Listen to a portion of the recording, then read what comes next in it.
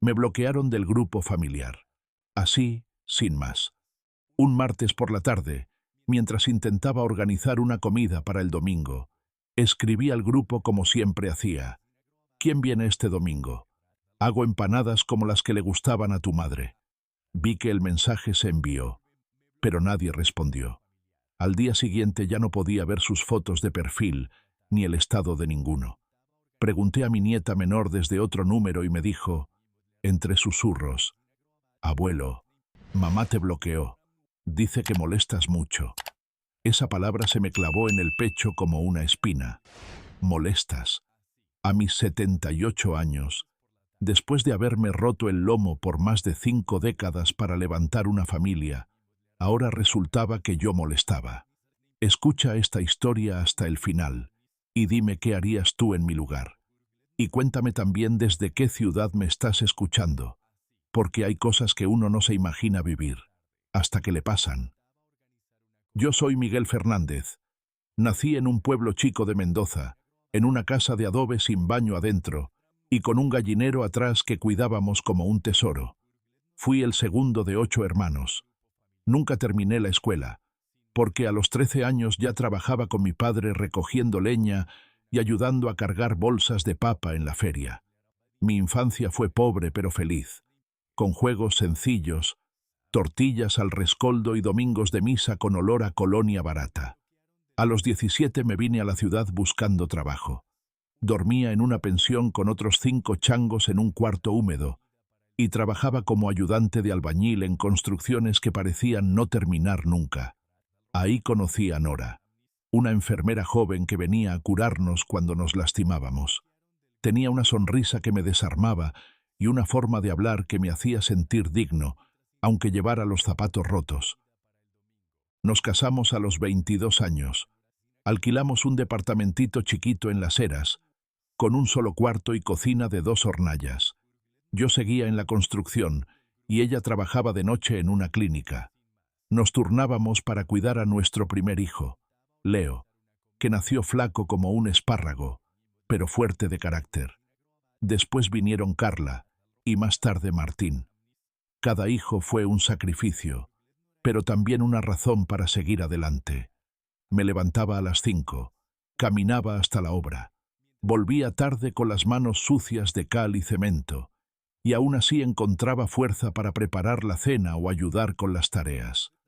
No teníamos lujos, pero en casa nunca faltó pan ni abrazos. Pasaron los años y logramos comprar un terrenito en Guaymallén. Lo compramos con un préstamo que me llevó 10 años pagar. Ahí construí con mis propias manos una casa de ladrillo hueco, con techo de chapa y revoque grueso. Cada pared tenía mi sudor. Cada baldosa estaba colocada por mí. Nora decía que esa casa era su castillo, y cada Navidad la decoraba con guirnaldas viejas pero relucientes. Criamos a nuestros 3 hijos ahí. Los domingos eran sagrados. Asado, música folclórica en la radio y sobremesa larga con vino casero. Yo me sentía un hombre completo. No rico, no importante, pero sí feliz. Tenía una mujer que me amaba, hijos sanos y una casa propia. ¿Qué más podía pedir? Pero la vida no es lineal. Nora murió hace 8 años, después de una pelea larga contra el cáncer. Me quedé solo en esa casa enorme que ahora me parecía hueca. Al principio, los chicos venían seguido. Carla me traía a los nietos. Leo me ayudaba con las cuentas. Martín me hablaba por teléfono casi todos los días. Pero después las visitas se hicieron más espaciadas. Primero por el trabajo, después por la distancia, luego por la pandemia. Un día pasaron 3 meses sin que ninguno de ellos apareciera. Yo mandaba mensajes, llamaba, dejaba audios contando pavadas, preguntando cómo estaban. Me respondían con monosílabos, o no respondían. Así fue como empecé a usar más el grupo familiar de WhatsApp. Era mi única ventana para sentirme parte de sus vidas. Compartía fotos viejas, recuerdos, sugerencias de películas, hasta chistes malos. A veces me respondían con un emoji, otras con silencio. La última vez que hablé por teléfono con Carla, le pedí si podían venir todos el domingo a almorzar. Papá, no podemos. Tenemos muchas cosas. Bueno, díganme ustedes cuándo pueden. Después vemos, me dijo. Esa semana mandé un mensaje al grupo. El domingo hago empanadas y pastelitos. ¿Quién viene? Nadie respondió. Pensé que estaban ocupados, que quizá lo leerían después, pero al día siguiente ya no podía ver ni sus estados. Llamé a Martín. No atendió. Mandé un mensaje a Leo. No contestó. Llamé a mi nieta más chica, Cami, desde otro número que usaba solo para emergencias. Ella me atendió bajito, como escondida. Abuelo, no puedo hablar mucho. Mamá se enojó porque escribís mucho en el grupo. Dice que molestás. Y lo silenciaron. Y te sacaron. Me quedé mudo. ¿Cómo que me sacaron? ¿Del grupo? Sí, abuelo. Pero yo te quiero, ¿sí? Colgó. Y ahí me quebré. No fue la primera vez que sentí dolor, pero sí fue la primera vez que sentí que me apagaban, que me dejaban solo a propósito, que mis propios hijos, esos a los que crié con tanto esmero, ahora me encontraban molesto, como si fuera un anciano que repite las mismas historias y que ya no tiene nada útil que decir. Esa noche no pude dormir. Me senté frente a la ventana, mirando el reflejo de la casa en el vidrio oscuro. Recordé a Nora, su voz dulce, su paciencia. Me pregunté en qué momento habíamos criado hijos con tan poco corazón. Pensé en cada baldosa de esa casa, en cada golpe de martillo, en cada noche de fiebre que pasé al lado de la cama de Leo. Me pregunté si había sido buen padre, si me había equivocado en algo. Pero después vino la rabia, porque una cosa es equivocarse y otra muy distinta es ser cruel. Yo nunca les pedí nada, salvo que me incluyeran. Nunca les exigí dinero ni cuidados. Solo quería seguir siendo parte de su vida. Pero parece que eso ya no les servía. Al día siguiente tomé una decisión. No sabía aún qué iba a hacer exactamente, pero tenía claro que no iba a permitir que me enterraran en vida, que no iba a pasar mis últimos años rogando atención, porque si algo había aprendido en mis casi 80 años, es que la dignidad no se mendiga, se defiende. Fueron días de silencio. No escribí más, no llamé más. Guardé el celular en un cajón y volví a mi vieja rutina. Levantarme temprano, barrer la vereda, hacer las compras en el mercadito de Doña Rita, tomar mate solo en el patio donde antes jugaban mis nietos. Me dolía el alma, pero también empecé a ver las cosas con una claridad que nunca antes había tenido. Me preguntaba por qué, después de todo lo que di, ahora tenía que aguantar la humillación de ser tratado como una molestia. ¿Por qué tenía que aceptar esa invisibilidad con resignación? ¿Acaso la vejez es una condena? ¿Acaso los recuerdos que cargamos ya no significan nada para los que vienen detrás? Una tarde salí a caminar sin rumbo. Me encontré con don Ernesto, un vecino viudo que vive a 3 casas de la mía. Me vio el semblante y me invitó a sentarme en su patio. «Estás más flaco, Miguel», me dijo. Y ahí le conté todo, que me bloquearon del grupo familiar, que me sentía como un mueble viejo arrumbado en un galpón, que no entendía en qué había fallado. Ernesto me miró con compasión y me dijo algo que no voy a olvidar. «No fallaste vos, fallaron ellos. Vos criaste hijos, pero no sabías que los años y el mundo también los iban a moldear, y no siempre para bien». A partir de ese día, empecé a salir más seguido. Me uní al centro de jubilados del barrio. Al principio no hablaba mucho, solo escuchaba. Pero con el tiempo, conocí a gente maravillosa. Había una señora, Norma, que sabía tejer como los dioses. Un tal Bruno que había sido camionero y tenía historias para parar un tren. Y Lucía, una maestra jubilada con la que empecé a compartir los mates y los silencios. Me sentía vivo de nuevo. No joven, no iluso, pero sí parte de algo. Y eso, después del abandono, es más valioso que el oro. Un día, En una charla del centro, vino un abogado a hablar sobre testamentos y sucesiones. Escuché atento. Yo nunca había pensado demasiado en eso. Siempre creí que cuando uno se iba, lo poco o mucho que tenía debía ir directo a sus hijos.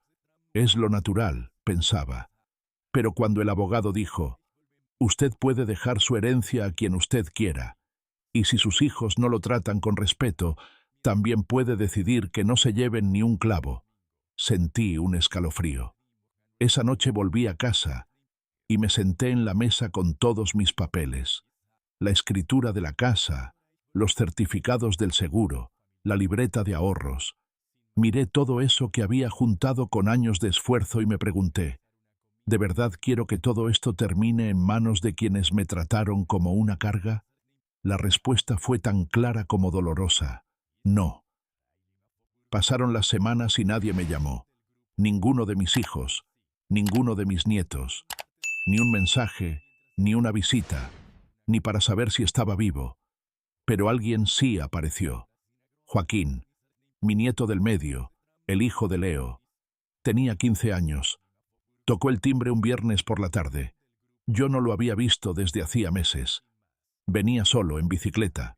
Abuelo, me dijo, vine porque soñé con vos anoche. Estabas triste. Me quedé helado. Le preparé un mate cocido y nos sentamos en el patio. Me preguntó si estaba enojado, si era verdad que me habían bloqueado, si yo seguía cocinando empanadas. Le conté la verdad, sin edulcorantes. Me escuchó sin interrumpirme, con los ojos bien abiertos, como cuando era más chico y yo le contaba cuentos antes de dormir. ¿Y por qué no les decís nada, abuelo?, me preguntó. Porque a veces el silencio pesa más que cualquier grito, le respondí. Me abrazó. Un abrazo de esos que te reordenan los huesos y el alma. Antes de irse me dijo, ¿puedo venir todos los viernes? Le respondí que sí, con una lágrima traicionera que se me escapó sin pedir permiso. Y cumplió. Cada viernes, Joaquín vino. Me ayudaba a limpiar el patio. Hacíamos bizcochuelos. Veíamos películas viejas. Me enseñaba a usar mejor el celular. Me contaba de la escuela, de las cosas que le gustaban, de cómo a veces se sentía raro en su casa, como si él también estorbara. Una tarde, mientras arreglábamos la vieja radio de Nora, me miró y me dijo, abuelo, si vos te morís, yo no quiero que te olviden como si no hubieras existido. Me quedé mudo, y ahí, en ese instante, supe lo que tenía que hacer, porque yo no quería irme de este mundo con la sensación de haber sido desechado, y porque, al final, la herencia más grande no es la casa ni el dinero, es la memoria, el legado, el ejemplo, y ese chico, ese único nieto que volvió por voluntad propia, merecía todo. Así que tomé una decisión que cambiaría el rumbo de todo. Esa misma noche no pude dormir. Me acosté temprano, pero el sueño no venía. La cabeza me daba vueltas con la imagen de Joaquín sentado en el patio, arreglando la radio con sus manos flaquitas y concentradas. Yo no quiero que te olviden como si no hubieras existido, me había dicho. ¿Y sabes qué? Esa frase me retumbaba por dentro como si fuera un eco dentro de un túnel largo y oscuro. Porque eso es lo que más duele cuando te haces viejo. El olvido de todo lo que diste, de todo lo que fuiste, que te traten como si fueras transparente, como si te hubieras vuelto parte del fondo, como una silla vieja que nadie se anima a tirar, pero tampoco usa. A la mañana siguiente me levanté con el primer canto de los zorzales. Hice mate, como siempre, y me senté frente a la ventana. Ahí estaba mi barrio, el mismo de siempre. El almacén de doña Rita abriendo las persianas, el colectivo pasando lento, el vecino sacando la basura. Pero algo había cambiado. Yo había cambiado. Ya no iba a dejar que el silencio decidiera por mí. Fui hasta la biblioteca donde tenía mis documentos. Saqué la escritura de la casa, los papeles del terreno baldío de al lado, los recibos de los arreglos, el testamento viejo que había hecho hacía 10 años. Lo leí despacio, línea por línea. Ahí decía, con mi firma todavía temblorosa, que todo lo que yo tenía pasaría a ser dividido en partes iguales entre mis 3 hijos. Y al final, la frase que más me dolió leer, porque son mi familia, y confío en su amor. Me reí solo. Qué iluso había sido. Qué ingenuo. Confío en su amor, decía. ¡Qué amor! Agarré ese testamento, lo rompí en pedacitos chiquitos y lo metí en una lata vacía de yerba. Después llamé al mismo abogado que había venido al centro de jubilados semanas atrás. Le pedí una cita para ese mismo lunes. Cuando me preguntó el motivo, le dije, voy a rehacer mi testamento, porque me equivoqué con quienes pensaba que eran mi sangre. El silencio del otro lado del teléfono fue breve, pero suficiente para que entendiera que no era el único cliente con ese dolor. Ese fin de semana lo pasé con Joaquín. Jugamos al ajedrez, le enseñé a hacer una buena salsa para los ñoquis del domingo y le conté historias de su abuela Nora. Él me escuchaba con esa atención que ya no se ve ni en los adultos. Tenía los ojos llenos de curiosidad, como si todo lo que yo contara tuviera peso, valor, sentido. Me abrazó al irse, como cada viernes, pero esta vez me dejó una nota escrita con su letra de adolescente en una hoja de carpeta. Gracias por enseñarme a ser mejor, abuelo. Sos mi ejemplo. Esa noche lloré. Sí, pero no de tristeza. Lloré de alivio, de sentir que alguien, al menos uno, todavía veía en mí a la persona que fui. El lunes fui al estudio del abogado. Me recibió con amabilidad, pero sin esa condescendencia que muchos usan con los viejos. Le conté todo, lo del grupo de WhatsApp, lo del abandono, lo de Joaquín. Me escuchó en silencio, como quien entiende el dolor sin necesidad de poner palabras. Don Miguel, me dijo al final, usted puede dejar sus bienes a quien quiera. No está obligado a repartir nada entre quienes no lo han tratado con respeto. Y lo que está haciendo no es venganza, es justicia. Ese día firmé un nuevo testamento, redactado con claridad, sin vueltas. El 100% de mis bienes, incluidos mi casa, mis ahorros y el terreno baldío, quedaban en manos de un solo heredero, Joaquín. Pero había una condición, simple y profunda. Debía seguir viniendo a visitarme cada viernes, como hasta ahora, porque más importante que la herencia era la presencia. Lo firmé con una tranquilidad que no sentía desde hacía mucho tiempo. Al salir, sentí que había dado un paso hacia la paz. No lo conté a nadie, ni al propio Joaquín. Sabía que los papeles estaban en orden, que el abogado tenía todo listo y que el tiempo se encargaría del resto. Porque hay verdades que no necesitan anunciarse, simplemente llegan. Pasaron unas semanas. La vida siguió. Yo en mi casa, Joaquín viniendo todos los viernes, el grupo familiar aún en silencio. Ni una llamada, ni un mensaje, como si me hubieran apagado. Hasta que una tarde, mientras barría la vereda, vi a Carla del otro lado de la calle. Venía con su hijo mayor. Me miró de reojo, incómoda. Hizo como si no me viera. Pero el chico me reconoció y gritó, ¡Abuelo! Y eso bastó para que todo se tambaleara. Porque cuando uno quiere borrar al otro de su vida, lo primero que intenta borrar es su nombre. Pero hay nombres que no se borran así nomás, porque están escritos en la memoria de quienes todavía recuerdan lo que significa querer. Carla se detuvo. El grito de su hijo la dejó sin salida. Se quedó en la vereda opuesta, dudando, como si la calle que nos separaba fuera un abismo imposible de cruzar.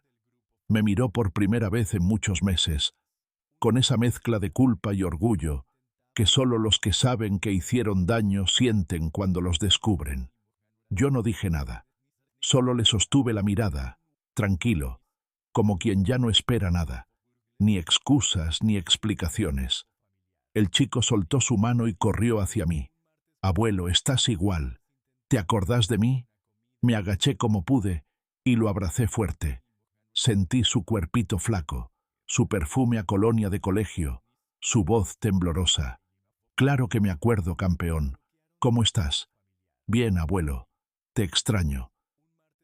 Carla cruzó la calle despacio, como quien camina hacia un lugar que ya no le pertenece. Cuando llegó, habló bajito, sin mirarme directo a los ojos. Hola, papá. La última vez que me había dicho papá fue para pedirme plata para una reparación del auto. Asentí con la cabeza. Hola, Carla. Silencio. Los autos pasaban. El viento movía las hojas secas en la vereda. Y ahí estábamos, padre e hija, parados en la intemperie emocional de los que ya no se reconocen. Solo pasábamos por acá.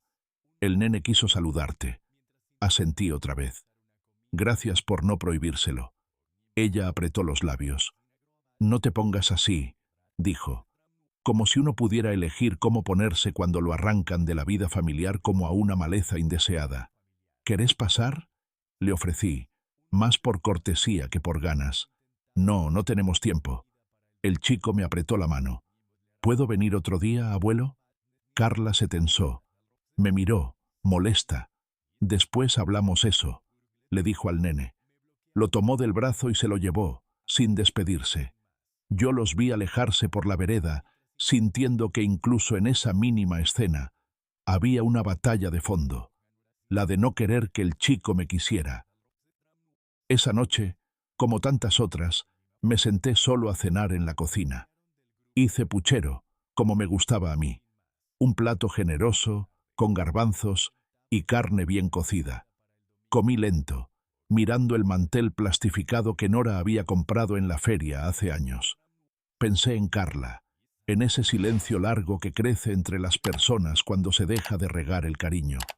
Porque el cariño, como las plantas, necesita cuidado. Si no, se seca, se endurece, se muere. Al viernes siguiente, Joaquín volvió como siempre. Venía contento, con una carpeta en la mano. Me saqué un 8 en historia, abuelo. ¿8 nada más? Le dije en broma.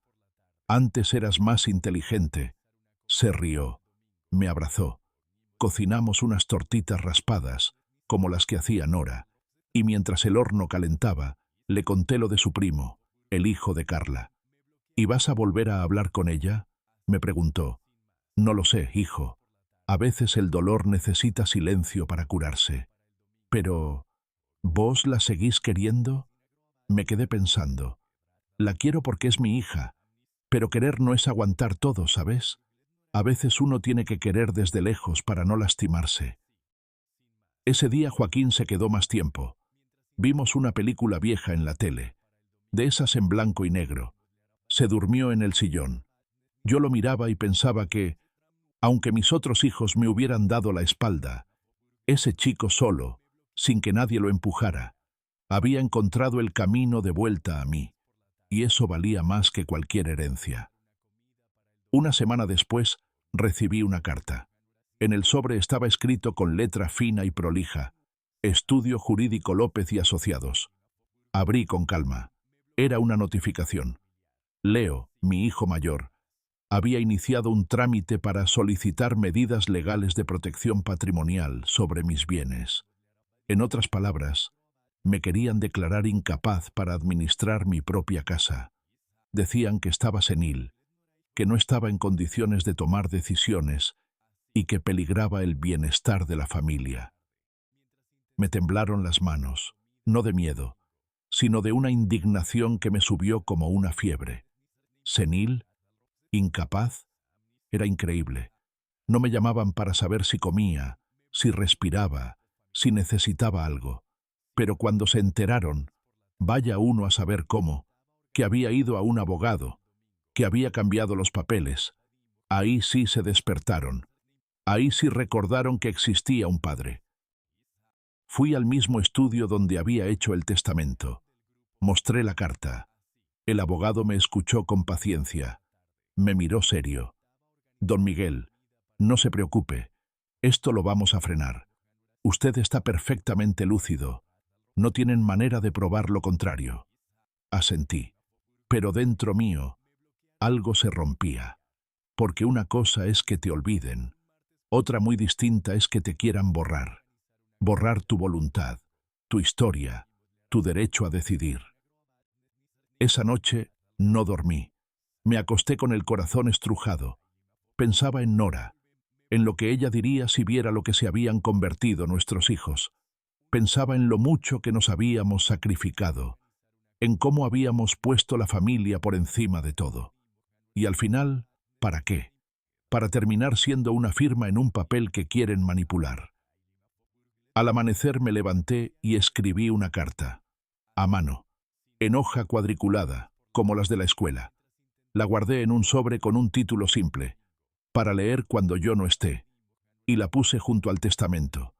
No por tristeza, por justicia, porque si un día alguien abría esa caja fuerte, quería que supiera no solo qué decidí, sino por qué lo decidí. La carta la escribí de un tirón, sin pausas, como si me la dictara el alma.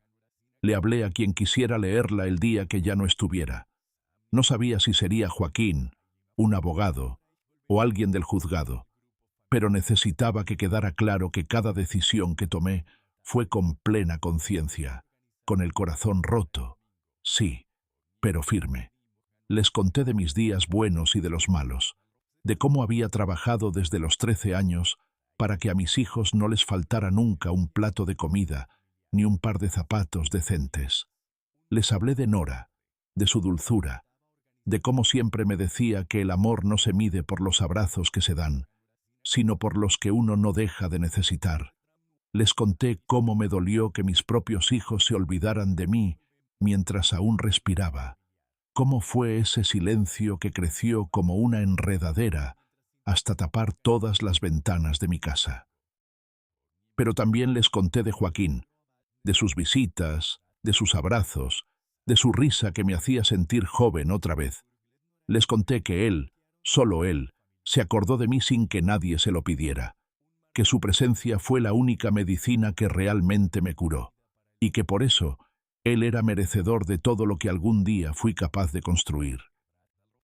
Guardé esa carta en un sobre, la sellé con cinta y la puse dentro de la caja fuerte donde también estaba el Nuevo Testamento, la escritura de la casa y un sobre con las llaves. Después cerré todo y escondí la llave maestra donde siempre la había escondido, dentro del viejo florero de cerámica azul que Nora había comprado en una feria de Tunuyán. Nadie lo miraría ahí, nadie, salvo alguien que de verdad conociera esta casa como un hogar. Los días siguientes fueron tensos. Me llamaron del juzgado para decirme que debían venir a hacer una visita médica por el reclamo que había hecho mi hijo Leo. Cuando les pregunté si era obligatorio, me dijeron que sí, que era parte del procedimiento. Está bien, respondí con calma. Los espero. Esa semana me ocupé de ordenar todo. Limpié la casa como si esperara visita de esas que valen la pena. Pulí los muebles, regué las plantas, aireé los cuartos cerrados. Compré unas facturas en la panadería de la esquina, porque si iban a venir a decirme si yo era capaz o no, que lo hicieran comiendo algo rico. Me vestí prolijo, como para una cita importante. Pantalón planchado, camisa blanca, zapatos lustrados. Nora habría estado orgullosa. Llegaron el viernes por la mañana. Una médica, una asistente social y un escribiente.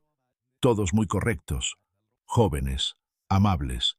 Me hablaron con respeto, pero con ese tono que uno conoce bien, ese condescendiente que se usa con los abuelos cuando se los trata como niños grandes. Me hicieron preguntas simples al principio: nombre completo, edad, fecha de nacimiento. Después, preguntas más complejas: ¿qué día era? ¿Quién era el presidente? ¿Cuánto era 3 por 8? Respondí todo sin titubear. Les ofrecí mate y facturas. Se sentaron en la cocina y conversamos como si fuera una sobremesa cualquiera. Les hablé de historia, de política, de los cambios del barrio. Me escuchaban con atención. La médica anotaba todo en su planilla. Después quisieron recorrer la casa.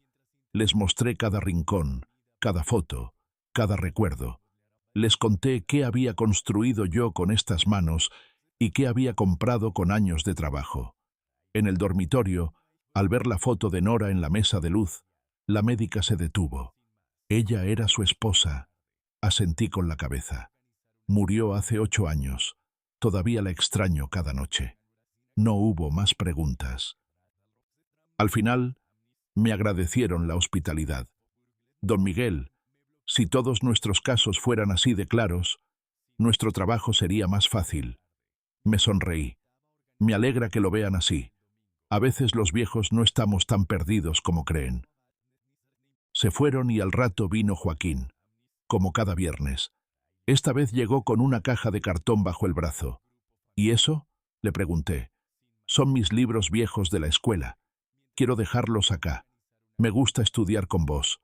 Sentí que se me estrujaba el pecho. Esta también es tu casa, hijo, le dije, y lo abracé. Esa noche decidí hacer algo más, algo que no había hecho nunca. Fui a la iglesia del barrio y me confesé.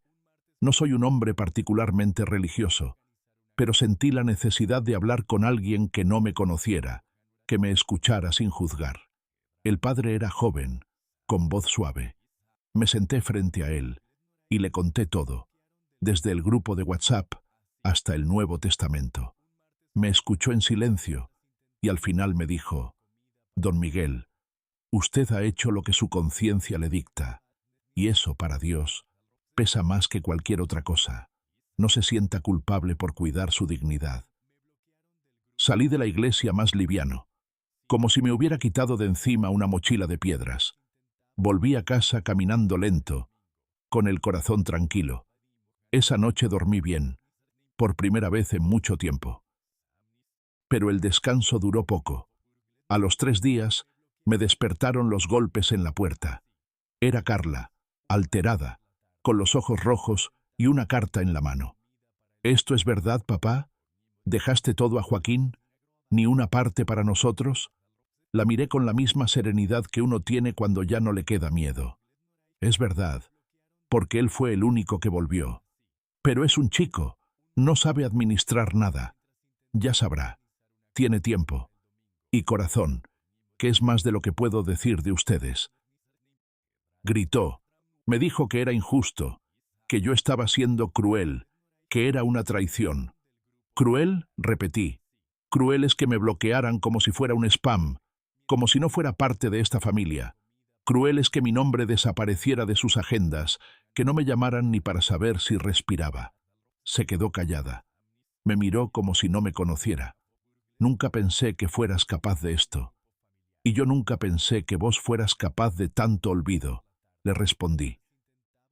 Esa tarde se fue sin despedirse. Yo cerré la puerta, me senté en la cocina y sonreí, porque por primera vez en años sentí que estaba haciendo justicia conmigo mismo. Pasaron unos días después de aquella visita de Carla, y ninguno de mis otros hijos dio señales de vida. Ni Leo, que había iniciado la demanda, ni Martín, que siempre se había mantenido al margen, haciéndose el desentendido cada vez que surgía una tensión familiar. El silencio se volvió aún más pesado, pero ya no dolía como antes.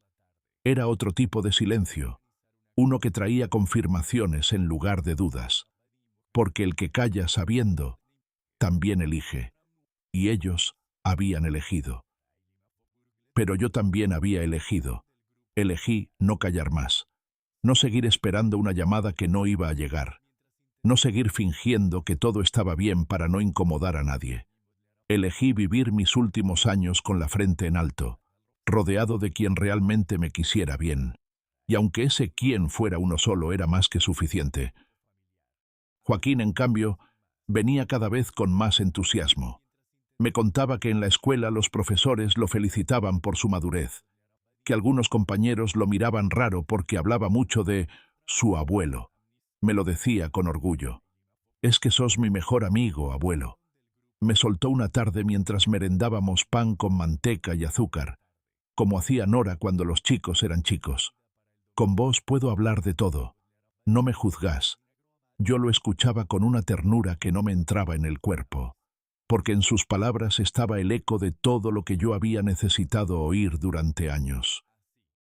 Una mañana, Mientras estábamos limpiando el fondo, le mostré algo que nunca antes le había mostrado a nadie: la caja fuerte. Le enseñé dónde estaba escondida la llave. Le mostré los papeles. No para impresionarlo, ni para hacerle sentir un peso que no debía cargar tan joven, solo para que supiera la verdad, para que supiera que su abuelo no era solo un viejo con buena mano para el bizcochuelo, sino alguien que había pensado en todo, que no se iba a ir de este mundo sin poner las cosas en su sitio. Le mostré también la carta. Esta es para vos cuando yo no esté, pero no tengas apuro en abrirla. Espero que la abras dentro de muchos años, cuando ya tengas hijos y canas. Me miró serio. No digas eso, abuelo. A vos te quedan muchos años.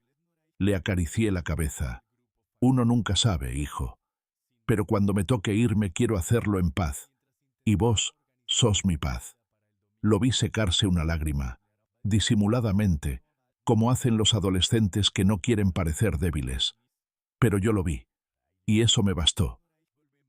Esa noche, mientras regaba las plantas, recibí otra visita inesperada. Esta vez fue Martín.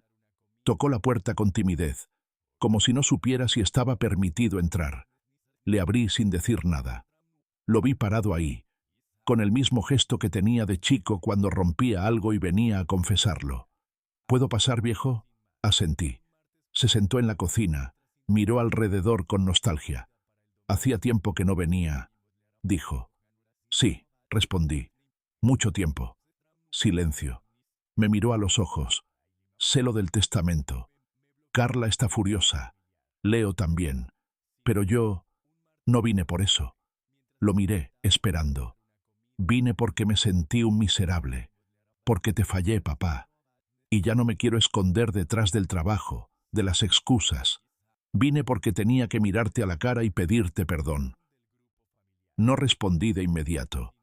Me quedé observando a ese hombre que una vez fue un niño dulce, el que más se parecía a Nora. Vi el remordimiento en sus ojos y supe que era sincero. Gracias por venir, le dije. No es fácil mirar para atrás y hacerse cargo.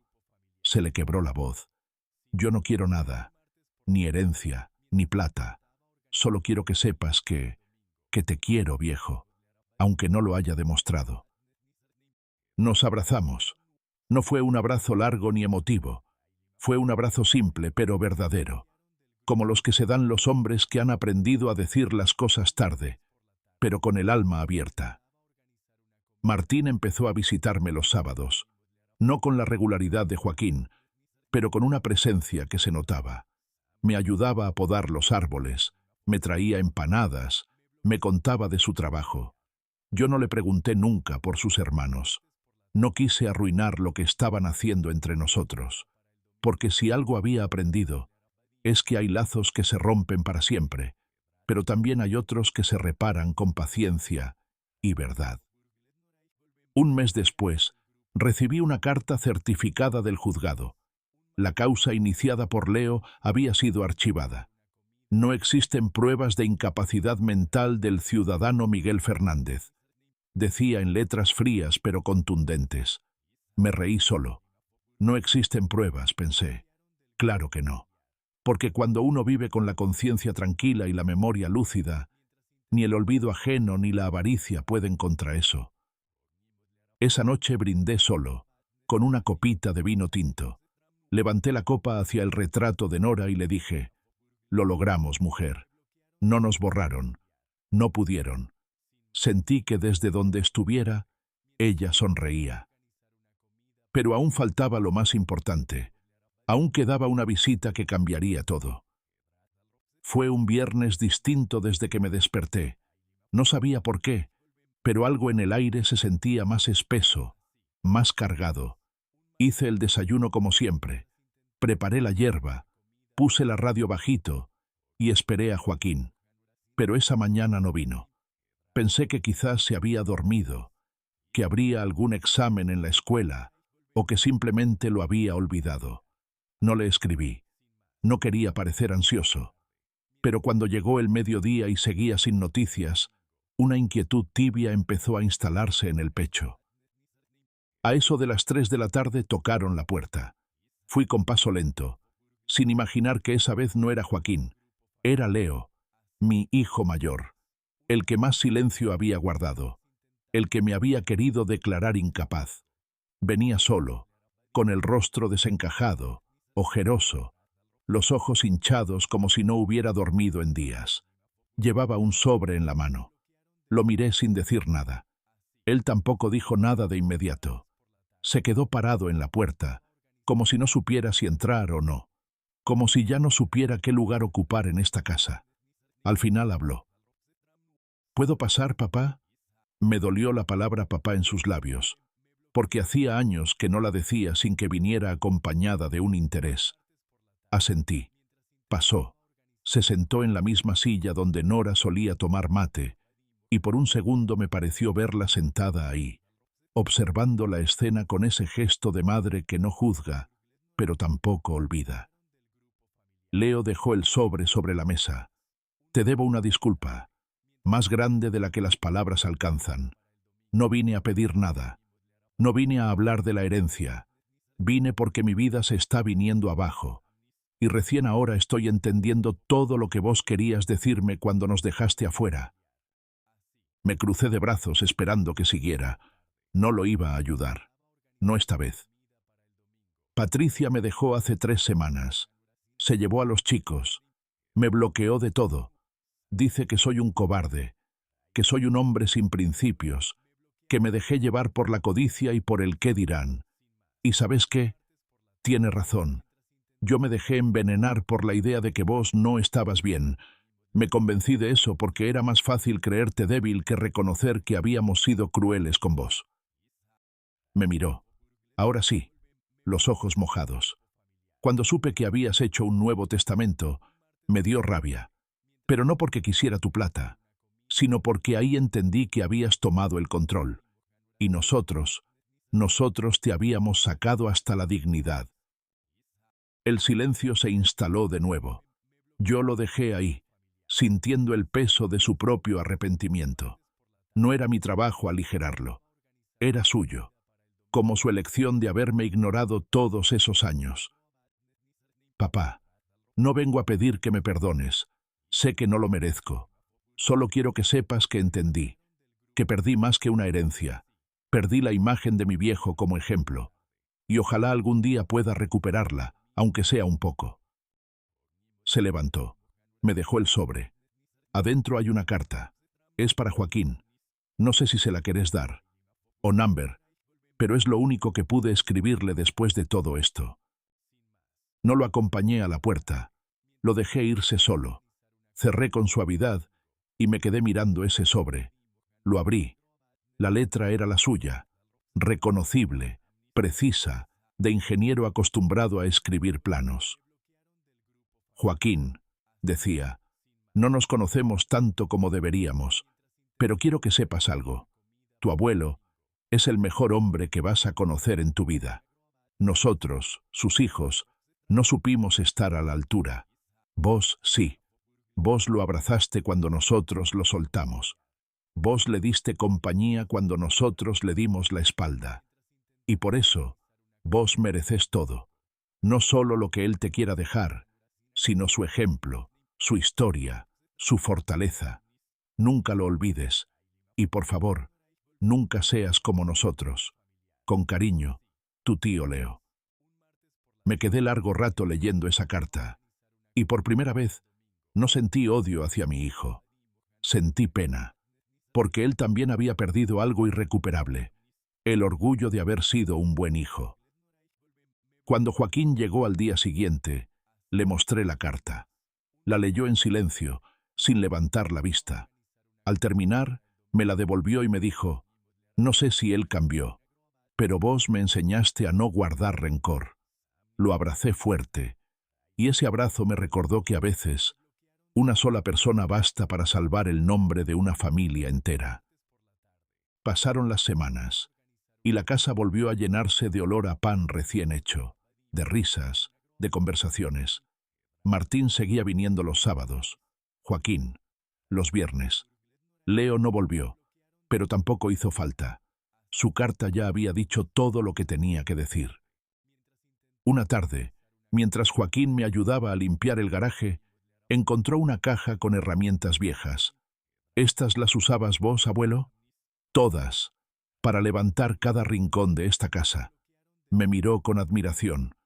¿Me las puedo llevar cuando yo tenga mi casa? Sonreí. Te las vas a llevar antes, porque esta casa también es tuya.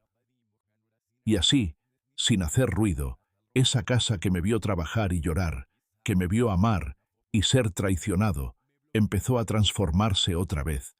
Ya no era un museo del pasado, era un refugio del presente, el lugar donde, al final de todo, volvía a nacer la esperanza.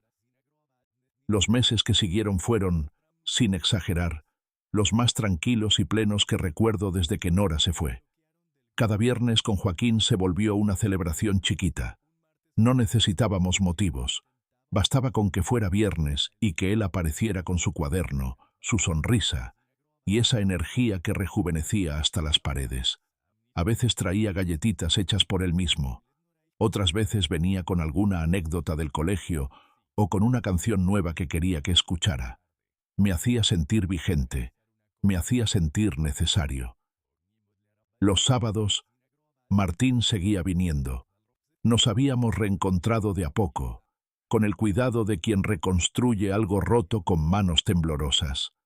Nunca me habló mal de sus hermanos. Nunca me preguntó por el testamento. Solo venía a estar.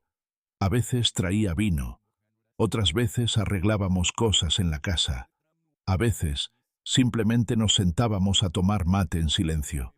Y ese silencio, después de tantos años de vacío, era música. Una tarde de otoño, mientras el sol caía y las hojas secas crujían bajo el viento, salimos al patio con Joaquín. Me pidió que le contara otra historia de mi juventud, de cuando andaba en bicicleta para llevar materiales de obra, o de aquella vez que con Nora caminamos bajo la lluvia hasta el hospital porque no teníamos para el colectivo. Le conté todo, y al final me dijo: «Abuelo, ¿te arrepentís de algo?».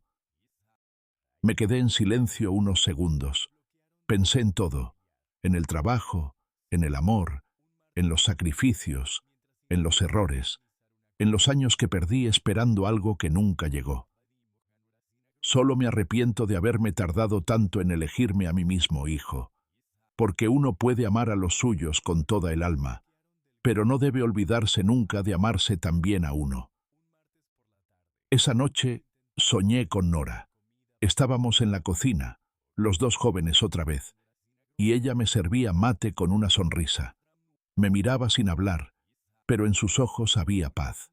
Al despertar, sentí algo dentro del pecho que me dijo que todo, finalmente, había encontrado su lugar.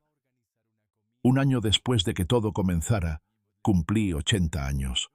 No hubo fiesta grande, ni globos, ni torta de 3 pisos, pero hubo algo mejor. Un almuerzo con las personas que me amaban de verdad. Joaquín, Martín, 2 amigos del club de jubilados y una carta que llegó por correo. Era de Leo. Me deseaba feliz cumpleaños. Me decía que estaba en terapia, que estaba intentando recomponer su vida, que no pedía volver a la herencia, solo a la familia. No le respondí, no todavía. Pero guardé la carta, porque el perdón, como el vino, necesita tiempo. Al final de la comida, Joaquín se levantó su vaso de jugo y dijo: «Por vos, abuelo, porque nos enseñaste que la dignidad vale más que cualquier cosa, porque hiciste de tu dolor una lección, y porque nunca te rendiste». Brindamos. Yo, con los ojos llenos de agua, no por tristeza, por gratitud, porque aunque me dolieron muchas cosas, también me pasaron cosas hermosas, y porque entendí que la vida puede ser buena, incluso cuando ya crees que te la quitaron toda. Hoy escribo estas últimas palabras para quien me lea, para quien me escuche, para quien alguna vez se sintió solo, olvidado, descartado, que sepa que no está solo, que hay esperanza, que hay vida después del abandono, que nunca es tarde para empezar de nuevo. Yo lo hice a los 79 y a los 80 puedo decir con la voz firme, soy feliz. Y si esta historia también te llegó, si en algún momento sentiste que hablaba de vos, déjame un comentario. Contame desde qué ciudad me estás escuchando. Si te emocionaste, regálame un me gusta. Y si te quedaste hasta el final, suscríbete. Porque este canal es para vos, para que nadie más se sienta invisible. Gracias por acompañarme. Tu abuelo Miguel.